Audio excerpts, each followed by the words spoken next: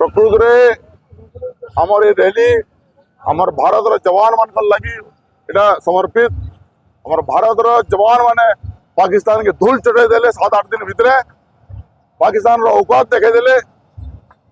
जेन किस्मत मैंने पाकिस्तान आमर भारत रे निर्दोष लोक मानकर हत्या कला आतंकी जेन बर्दाश्त जेन कला तार एगेंस्ट रे मान्यवर प्रधानमंत्री श्रीयुक्त नरेंद्र मोदी दृढ़ संकल्प एवं दृढ़ निष्पत्ति लगी बोलिकी ऑपरेशन सिंदूर आरंभ करागला एवं पाकिस्तान 7-8 दिन भितर समर्पण करदेला।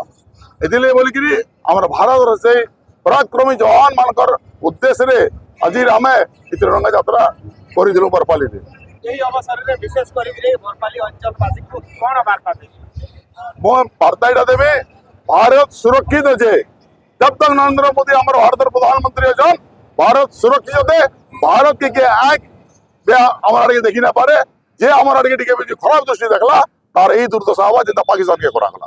विजयपुर निर्वाचन मंडली बरपाली ब्लॉक गुरु मेहर पैक्स सभापति आज ऑपरेशन सिंदूर भारत प्रधानमंत्री नरेंद्र मोदी नेतृत्व रे आमे पाकिस्तान संगे लड़े करूँ आगामी दिन में भी लड़े करमु पाकिस्तान संगे गिरई केन्दा देमु पाकिस्तान के से चिंतार आम अच्छू भारत प्रधानमंत्री नरेंद्र मोदी निर्देश देछन।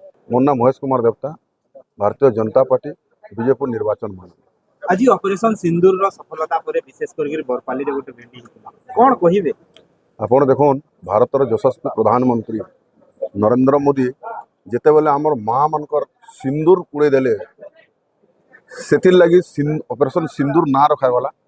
ऑपरेशन सिंदूर सफलता आमर वीर जवान माने ताकर जीवन के भी जलांजलि देकरी पाकिस्तान संगे लड़ाई कले एवं जानी आपण माने मीडिया मध्य भी जानी देखी जे प्रधानमंत्री नेतृत्व रे आज ऑपरेशन सिंदूर सफलता होती।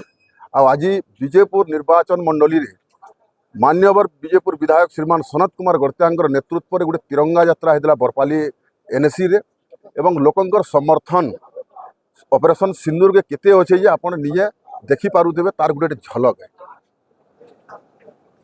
काना वार्ता देबे विशेष करके अंचलवासी को वार्ता देमु जे आमर भारतीय सैनिक जवान सेना मानकर माने आमे दृढ़ बल बढ़ामु एवं भगवान भारत मातार रक्षा करवार लगी सबु बेला सैनिक माने आगभर हेबे। इसी प्रचेष्टा रे सब सैन्य मन को शुभेच्छा दो जाए तुम आगे बढ़ो हम तुम्हारा साथ है। मोर ना प्रताप कुमार सिंह मैं बरपाली रो गोटे बीजेपी कर्मी। आज ऑपरेशन सिंदूर सफलता रे विशेष करी बरपाली नगर मंडल तरफ एक शोभा यात्रा कोन कहिबे ऑपरेशन सिंदूर रो जेन शोभा यात्राटा होता इटा एक्चुअली रे भारत रो पाकिस्तान उपरे विजय रो गाथा के निकरी होता। आपण जेनता देखिथिबे पाकिस्तान मात्र 3 ରୁ 4 दिन युद्ध रे स्टैंड करि पाला तारपर तार इकोनॉमी पूरा बर्बाद हो गला। लेकिन आमर भारत उपरे किसी भी प्रभाव इकोनॉमी रो पड़ला नहीं। आमर शेयर मार्केट ठीक रहला से लगी आम मोदी बाबू को बहुत बहुत धन्यवाद कि आमर देश के एते दूर को एते आगे नहीं करी से जाइजन। आपण मैंने देखुथिबे कि यादे युद्धटे हैला परे भी भारत तारमाने विश्व रे 3 नंबर इकोनॉमी रे से अच्छे फास्ट अमेरिका पर आ गोटे देश है तापर 3 नंबर रे अच्छे।